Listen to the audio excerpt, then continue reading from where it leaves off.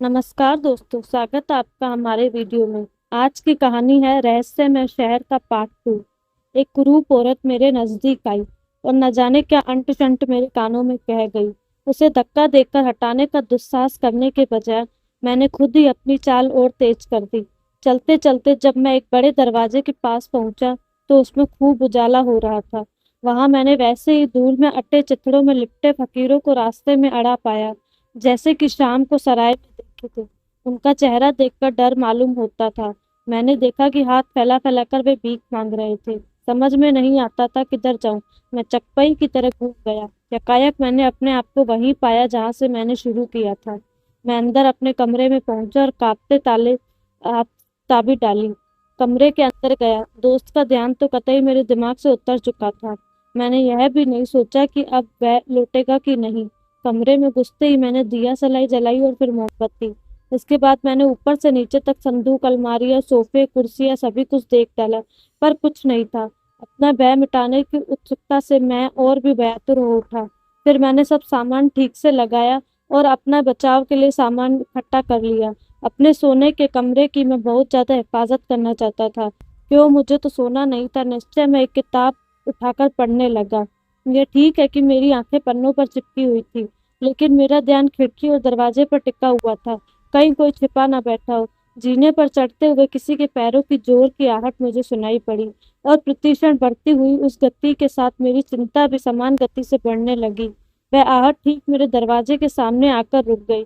मैंने समझा कि लुटेरे आ गए और मैं फौरन चारपाई से कूद कर खड़ा हो गया। एक बड़े पत्ते की बात यकायक मुझे सूझ गई। पुलिस को इत्तला कर दूं। जल्दी जल्दी मैंने यूं ही अधूरे कपड़े पहने और चल दिया। सड़क पर आकर खड़ा हुआ तो पुराना बुखार फिर चढ़ आया। पत्थर की मूर्तियां जैसे फकीर खड़े थे। क्या उन्हें झकझोर के मैं रात की उसी अंधेरी बुलबुलैया में जहां से अद्भुत रूप से बचकर मैं अभी लौटा था, जाकर फिर खो जाऊं? क्या फिर परेशानी दोबारा मोल लूं और पागल कब तक हो जाऊं? मैं लौट आया और जब कमरे के सामने पहुंचा तो यह सोच कर कि मेरे पीछे न जाने क्या हुआ होगा। मैं कांप उठा। मुझे याद है कि मैं वही कमरे की देहरी पर बैठ गया था। मेरे हाथ पैर बिल्कुल ढीले पड़ गए थे। फिर मुझे ऐसा लगा जैसे हजारों हाथ, जिनका स्पर्श मुझे मालूम नहीं हो रहा था, मुझे उठाकर कमरे में अंदर ले जा रहे हैं। जीने पर चढ़ते हुए अन्य मुसाफिरों की आवाज का शोर मेरे कानों में आ रहा था। शोर पृथ्वी पर समीप आता जाता था। जब वह बिल्कुल ऊपर आ ही गया तब मेरी इच्छा हुई कि उन लोगों से कुछ कहूँ, किसी इशारे से उन्हें बुलाऊं और सहायता देने की प्रार्थना करूं। पर मेरी सांस रुकी हुई थी। हाथ पैरों में जैसे जान निकल गई थी। हिलते थे न डुलते थे, जीभ को जैसे काट मार गया हो। बोलना चाहने पर भी एक शब्द नहीं बोल पाता था। फिर जैसे ही मैंने छिपने की कोशिश की, मुझे लगा जैसे मेरे बदन में खून ही नहीं रहा और बस अब मैं मरने ही वाला हूँ। वे मुसाफिर आते गए, अपने कमरे में चलते गए। मुझे अपने ऊपर गुस्सा आ रहा था। आखिर मैंने उन लोगों को सहायता के लिए क्यों नहीं बुलाया? जब और कोई आदमी आता नहीं मालूम हुआ तब मैं हिम्मत करके उठा और जीने पर चढ़कर उसने ऊपर वाली मंजिल पर पहुंचा। सोचा कि किसी का दरवाजा खटखटाऊं, लेकिन फिर साहस नहीं हुआ और लौट आया। लौटकर फिर चार चार सीढ़ियां एक एक साथ उतर कर मैं नीचे सड़क पर पहुंच गया। यह सब मैं क्या और कैसे कर गया मुझे कुछ मालूम नहीं।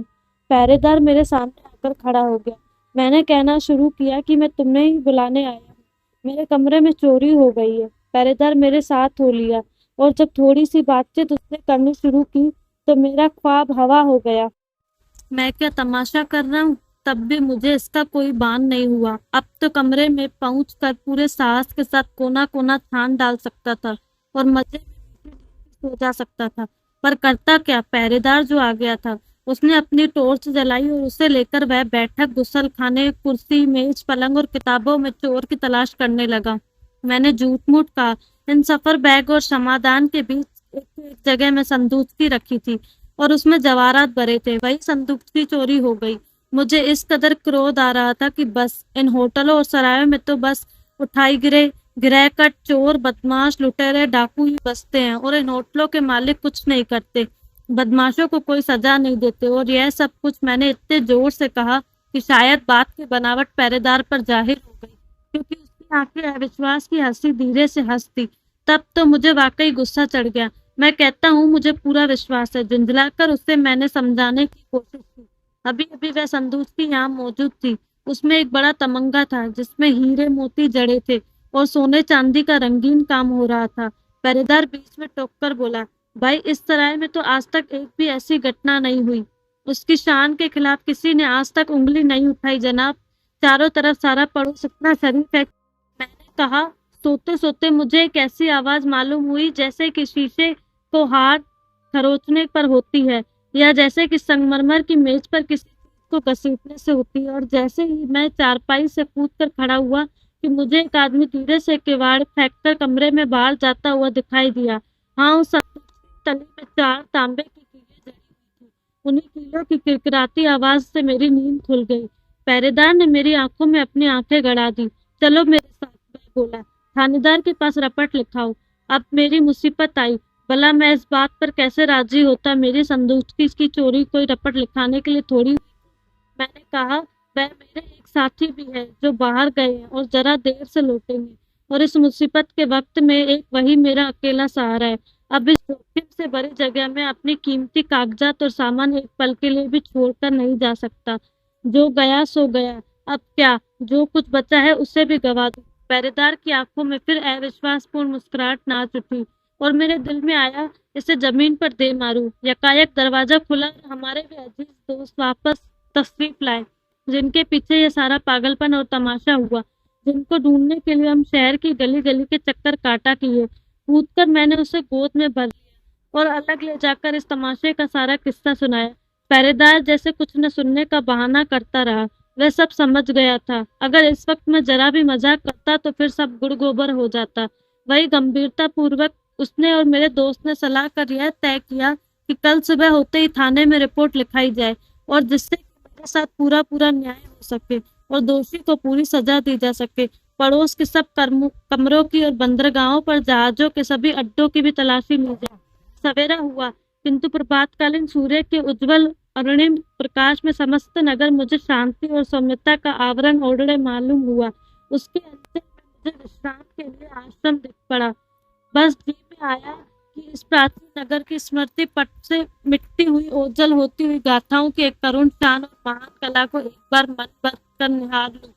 देखो देखा दोस्तों, रोहित को एक साधारण शहर भी कब्रिस्तान लगा। ये सब उसके डर की वजह से हुआ। किसी भी जीत को हासिल करने के लिए सबसे पहले आपको अपने डर पर काबू पाना होगा। तो दोस्तों, कैसी लगी आपको हमारी कहानी? अगर आप भी हमारे चैनल पर नए आए हैं तो चैनल को सब्सक्राइब करें, साथ ही हमें फेसबुक पर भी फॉलो जरूर करें, और ऐसी मजेदार कहानियों के लिए हमसे जुड़े रहे। धन्यवाद।